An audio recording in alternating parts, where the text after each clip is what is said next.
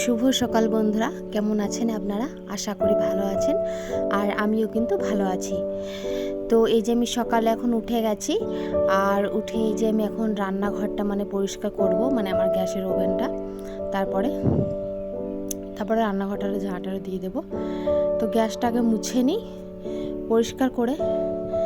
আর আগে ঝাঁট দিয়ে দিয়েছিলাম ঘরে, ঝাঁটারও দেওয়া হয়ে গেছে, মোছা হয়ে গেছে। তো তারপরে ভাবলাম যে আগে গ্যাসটা মুছে নিই। তো তারপরে আমার এখন বাসনও পড়ে আছে, সেই বাসনগুলো এখন ধুতে হবে। তো এক এক করে সব হবে তো আস্তে আস্তে করা যাক কাজগুলো। গ্যাস মোছা হয়ে গেছিলো। তারপর আমি যে কয়লাতে কালকে রান্না করেছিলাম, তো সে কারণে আমার হাতে গোবর লেগে আছে। যে আমি আখাটা কয়লাতে রান্না করেছিলাম না, ওই আখাটার আমি আজকে লাতা দিয়ে এলাম গোবর দিয়ে।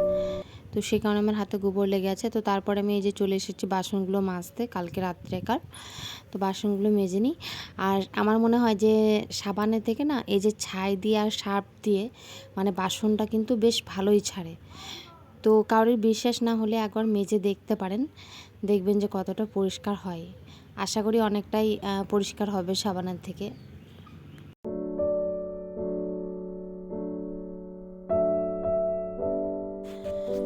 আর কয়লাতে রান্না করলে না বেশি একটু বাসন কিন্তু হয়, আর কড়াইটাও কিন্তু পুড়িয়ে যায় বেশি, যেহেতু আঁচ থাকে কয়লাতে প্রচুর। তো আমারও কিন্তু কড়াইয়ের তলটা কিন্তু ভালোই পুড়ে যায়। তো ভালোভাবে ওঠাতে হয় যাতে কালিগুলো না থাকে।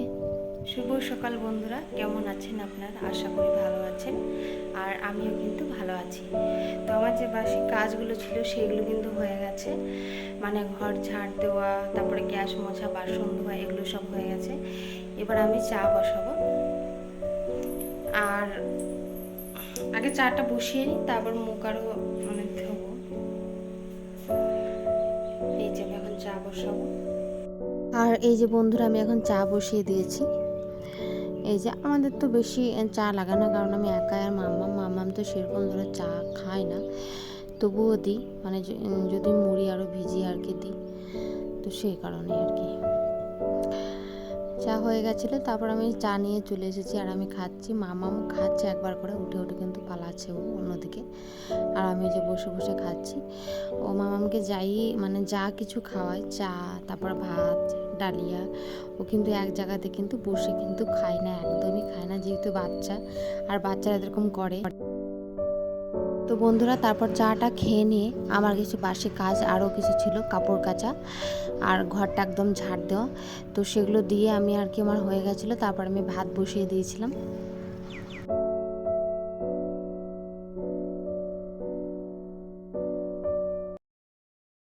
আর আমি এই যে চলে এসেছি এখানে, আবার পাটের শাকগুলো বাছবো। আর দেখো মাম্মাম কান্নাকাটি করছে, বলছে যে এখন বাইরেও খেলতে যাবে। আর আমি বাইরে বারণ করছিলাম যে এখন না যেতে, কারণ বাইরে কিন্তু প্রচুর রোদ।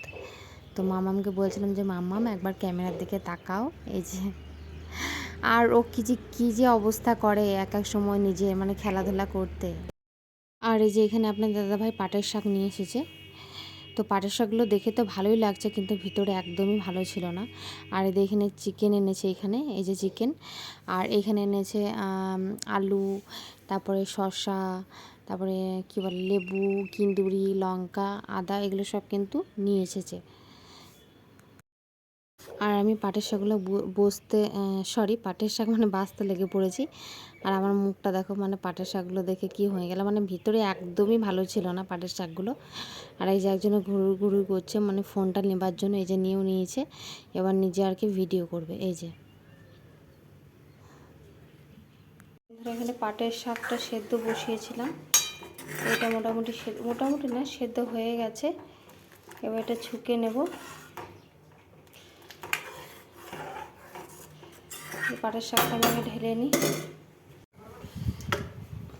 বন্ধুরা, এই যে আমি কড়াইতে অল্প তেল দিয়ে দিচ্ছি, অল্প আমাদের দেবো এই যে রসুন কেটে ফেলেছি, সেগুলোকে দেবো এখানে। পাটের শাকটা সেদ্ধ আমার হয়ে গেছিলো। তারপর আমি তেল দিয়ে দিয়েছি, রসুন আর দুটো শুকনো লঙ্কা আমি এখানে দিয়ে দিয়েছি। আমি শাকটা আর কি ছুঁকে নেবো। তো এক সময় ভয়ও লাগছিলো, তো ভাবলাম প্রথমে হাতাতে করে একটুকু দিয়ে দিই, কারণ প্রচণ্ড এটার আওয়াজ ওঠে আর ভয়ও লাগে। তো একটুকু আমি আগে হাতাতে দিয়ে দিলাম, তো তারপর আমি এক করে এই যে একবারে কিন্তু ঢেলে নিচ্ছি পাটের শাকটা। পাটের শাক আমার মোটামুটি ভালোই লাগে, খুব যে খারাপ লাগে সেটাও কিন্তু না, আমার ভালোই লাগে। আমি কিন্তু ছোটো থেকেই কিন্তু পাটের শাক আর কি খাই, তো আমার বেশ ভালোই লাগে। এই যে এখানে আমি আলু কেটে রেখেছি, আর এই যে এখানে চিকেন, আর এখানে আছে আদা রসুন, এই যে আদা রসুনটা ভালো, আর এই যে এখানে কাটা আছে এটা পেঁয়াজ।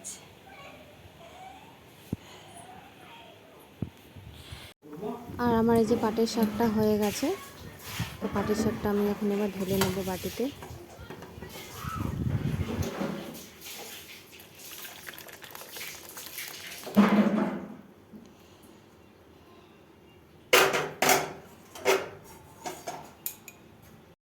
তারপর আমি পাটের শাকটা নামিয়ে এখানে আমি কড়াই ধুয়ে তারপর পেঁয়াজটা বসিয়ে দিয়েছি। পেঁয়াজটা মোটামুটি ভাজা হয়ে গেছে, এবার আমি আদা রসুন বাটাটা এখানে দিয়ে দিলাম। তো এবার এটাকে আমি নাড়াতে থাকবো একটু একটু করে। তো এই যে হয়ে গেছে, তারপর আমি এখানে দিয়ে দিলাম হলুদ, তারপরে জিরে গুঁড়ো, ধনে গুঁড়ো, মানে যা যা আর কি মশলা লাগে সেই মশলাগুলো আমি এক এক করে এখানে দিয়ে দেবো। এবার দিয়ে দেওয়া হয়ে গেলে আর কি এক এক করে কষিয়ে নেব আমি মশলাগুলো অল্প অল্প করে।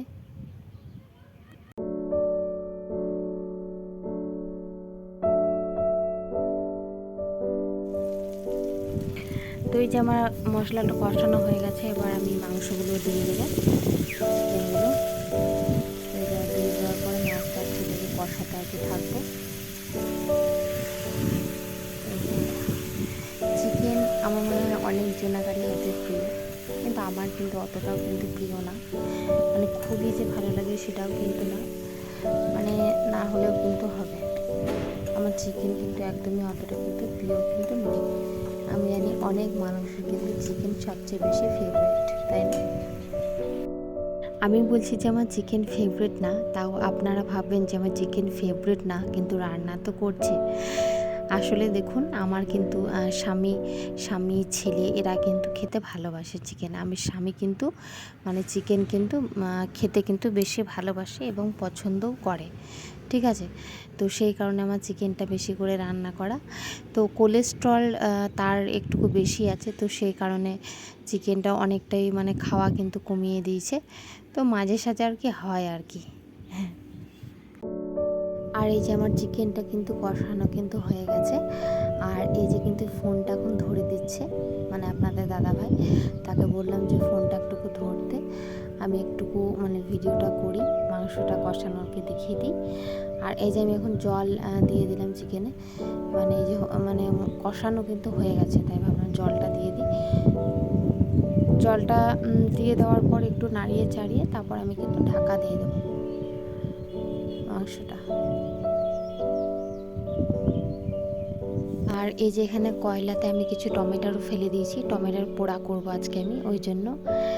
আর এই যে আমার চিকেন রান্নাটা কিন্তু হয়ে গেছে। লুকটা কিন্তু কেমন লাগলো অবশ্যই কিন্তু জানাবেন। তো মেনুগুলো আপনাদের সাথে শেয়ার করি, চলুন। এখানে যে টমেটোগুলো পোড়াতে দিয়েছিলাম সেটা আমি সানা করে নিয়েছি কাঁচা লঙ্কা এবং পেঁয়াজ দিয়ে। আর ওই যে আমি স্যালাড করে নিয়েছি শসা কাটা আর লেবু আর পেঁয়াজ, এটা আমি কিন্তু স্যালাড বানিয়ে নিয়েছি। আর এই যে আমি পাটের শাকটা কিন্তু করেছিলাম, এই যে শাকটা, এটা হচ্ছে পাটের শাক, বেশ ভালোই হয়েছে পাটের শাকটা। তো পাটের শাকটা এখানে আমি রেখে দিই। আর এই যে আমার চিকেনের লুকটা আবারও আর একবার আপনাদের সাথে শেয়ার করে দিলাম। এত কষ্ট করে রান্না করলাম তো খেতে তো হবেই। তো এই যে ভাত আর টমেটোর পোড়া আর 2 পিস আলু আর চিকেন আর স্যালাড নিয়ে বসে পড়েছি, আর এখানে আছে পাটের শাক। তো এবার আমি দুপুরে লাঞ্চ কিন্তু করব।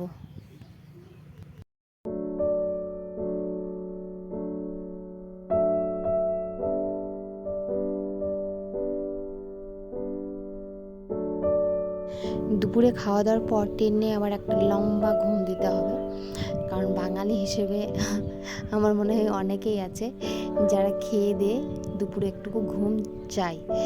আর গরমের দিন হলে তো আর কোনো কথাই নয়, কারণ রোদে তো বেরোনো যাবে না, তাই না?